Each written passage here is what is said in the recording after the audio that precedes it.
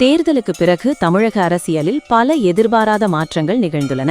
திமுக அதிமுக இடையேயான புதிய நகர்வுகள் முதல் திமுக பாஜக குறித்த பேச்சுகள் வரை 5 முக்கிய அரசியல் அறிகுறிகள் கவனம் பெறுகின்றன.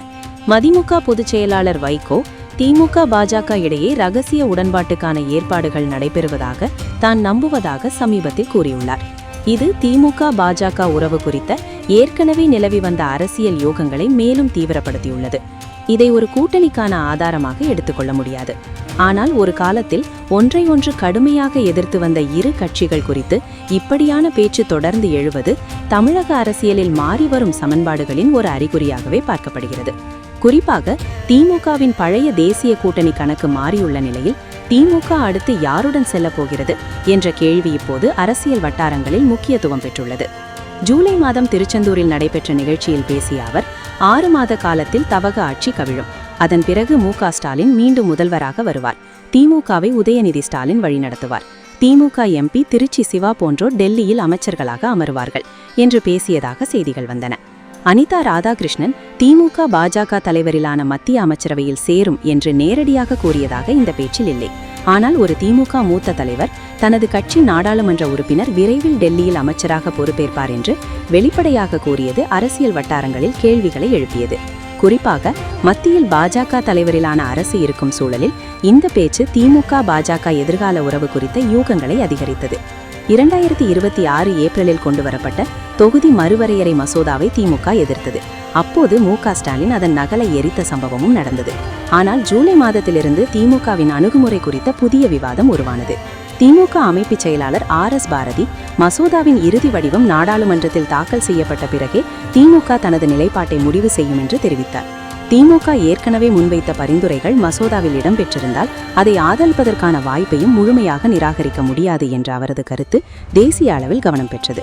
ஆனால் ஆகஸ்ட் 12ஆம் தேதி தமிழக சட்டப்பேரவையில் தொகுதி மறுவரையறைக்கு எதிராக கொண்டுவரப்பட்ட தீர்மானத்துக்கு திமுக ஆதரவு தெரிவித்தது.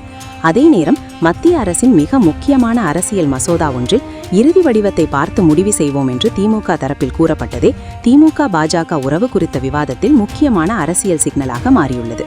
ஆகஸ்ட் 13ஆம் தேதி மக்களவை சபாநாயகர் ஓம் பிர்லா அளித்த தேநீர் விருந்தில் திமுக நாடாளுமன்ற குழு தலைவர் கனிமொழி கலந்து கொண்டார். அந்த நிகழ்வில் பிரதமர் நரேந்திர மோடி, மத்திய அமைச்சர் ராஜ்நாத் சிங் உள்ளிட்ட பாஜக தலைவர்களும் இருந்தனர். திமுகவின் பழைய தேசிய கூட்டணி கணக்கு சிதைந்திருக்கும் நேரம், காங்கிரசுடனான உறவில் விரிசல் ஏற்பட்டிருக்கும் நேரம், பாஜகவுடன் திமுகவுக்கு எதிர்காலத்தில் நெருக்கம் ஏற்படலாம் என்ற பேச்சு அதிகரித்திருக்கும் நேரம். அப்படிப்பட்ட சூழலில் திமுகவின் நாடாளுமன்ற குழு தலைவர் பாஜக தலைவர்கள் பங்கேற்ற சபாநாயகரின் தேநீர் விருந்தில் கலந்து கொண்டது டெல்லி அரசியலில் திமுக தனது அனைத்து கதவுகளையும் மூடிவிடவில்லை என்ற அரசியல் பார்வையை உருவாக்கியுள்ளது. அரசியலில் சில நேரங்களில் யார் யாருடன் ஒரே மேசையில் அமர்கிறார்கள் என்பதும் ஒரு சிக்னலாக மாறிவிடுகிறது. தேர்தல் முடிவுகளுக்கு பிறகு திமுகவும் அதிமுகவும் ஆட்சி அமைப்பதற்கான மாற்று வாய்ப்புகளை ஆராய்ந்ததாகவும் இருதரப்பிலும் மறைமுக பேச்சுவார்த்தைகள் நடந்ததாகவும் செய்திகள் வெளியாகின. அதேபோல் திமுக அதிமுக இடையே தவகையை தடுக்க நடந்த அரசியல் நகர்வுகள் மற்றும் பின்னணி பேச்சுவார்த்தைகள் குறித்து செய்தி வந்தது. இறுதியில் அந்த முயற்சி வெற்றி பெறவில்லை.